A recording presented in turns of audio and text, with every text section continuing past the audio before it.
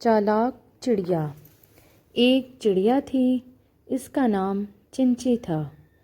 एक दिन की बात है कि चिंची चिड़िया गाय के पास बैठी थी और वो दाने चुग चुग कर खा रही थी।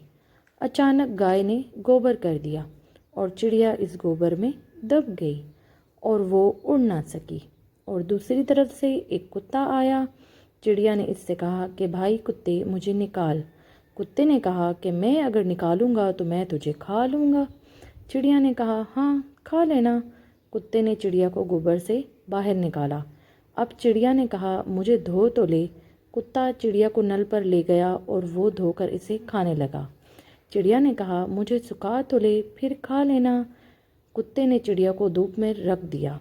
थोड़ी देर में चिड़िया के पर सूख गए और वो फिर उड़ गई। कुत्ता मुंह देखता रह गया।